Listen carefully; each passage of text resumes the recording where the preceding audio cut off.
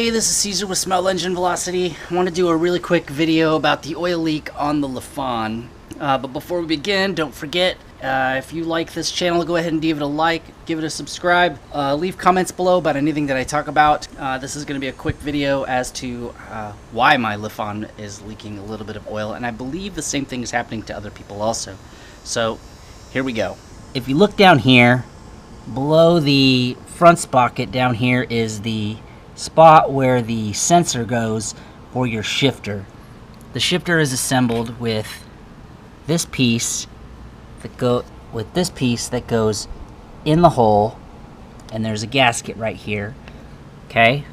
And then behind it is this sensor that goes facing upwards, which if you look, there's only one part here. There's not a double side that goes to hold this down. As you can tell, the dealer tried to put some seal in here for some gasket stuff, put it back on, and then drill it back down, ratchet it back down, but apparently it's not stopping the oil leak. So what I'm going to do is go to the hardware store and get some new gasket seal and see if I can do a better job than what they did, after I, of course, do some cleaning up of these parts so that the seal will stick. So I'm going to go to the hardware store, get some seal, and I will be right back. Fortunately, the hardware store is across the street. I should be able to get the parts that I need. It's very easy to get to.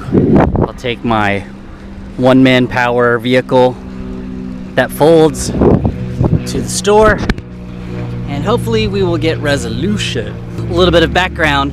This little leak has been an annoyance of mine ever since I drove to Galveston on the bike. As a matter of fact, there's a lot of stuff that happened riding this bike to Galveston. Gave me a bunch of issues. So I guess we really shouldn't ride this bike full throttle all the way to Galveston at full throttle for 78 miles. That's kind of disappointing though. Maybe I did something wrong. Who knows? Anyways, I'm almost at the hardware store. Let's see if they have what we need.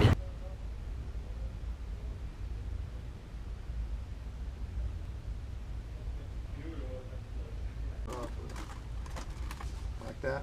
Yeah, good selection. Yeah, they do. Looks like 11/16 width and 7/8 diameter inner. I took a picture. I'm going to take it up to the front. Okay. Alright, hopefully this works. Okay, so I found the part.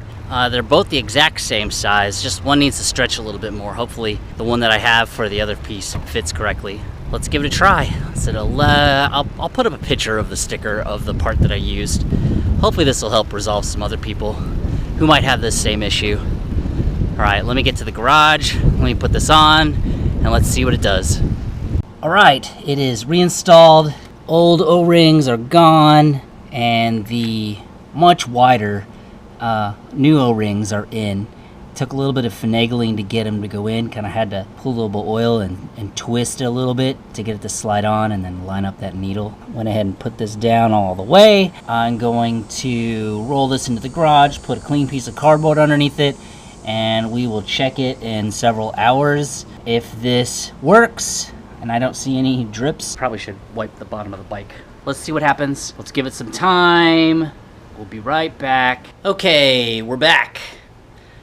It's been about 4:06, so it's been about 3 hours. And normally I would have drips under the bike by now. Of course, given I haven't started it or ran it around or anything. So here is the result of the wider O-ring in that spot. No oil on the ground anywhere, and no oil underneath here or anything. I can't feel anything. So what I'm gonna do is go ahead and put it back together, probably drive it around the block a little bit, and then park it back underneath here to see if I get any more drips after running it. If it doesn't drip, then I would consider this successful. Because even the day after they did what they did and drove it back here, Then I parked it in the garage. After I picked it up, it still dripped infrequently, but it would drip after a couple of hours. You'd see a few drips under there. Anyways, let me put it back together and drive it around the block a little bit, and let's see what we get.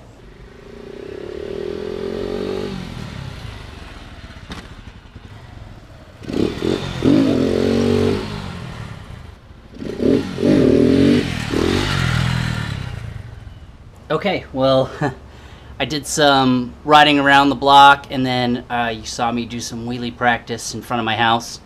I had to stop because my neighbor came out to pretend to get their mail, and then stood there at the end of the driveway staring at me. And I'm like, you know what? I'm doing wheelies in front of my house. And it's not like I'm going super fast, and it's not like my bike is super loud disturbing people. So, you know what? It's cool. I went back inside the house. If you look, still no oil drips on there. A little bit of foot marks, but no oil drips. So let's call it a success.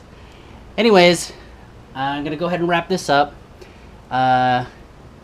If there's any changes in this, I'll make sure to mention it in the next few videos, and then probably on my Sunday updates video. But anyways, I appreciate you watching this video. If you liked what you saw today, consider giving me a like. If you didn't, consider a dislike. Either way, it's interaction. Go ahead and give a comment below if you have any questions about what I did, or if I was missing any information that you might need, or if you just want to say hello, which I had in the previous video. Someone literally just say hello, which was awesome. Anyways, thank you for watching. I will see you next time.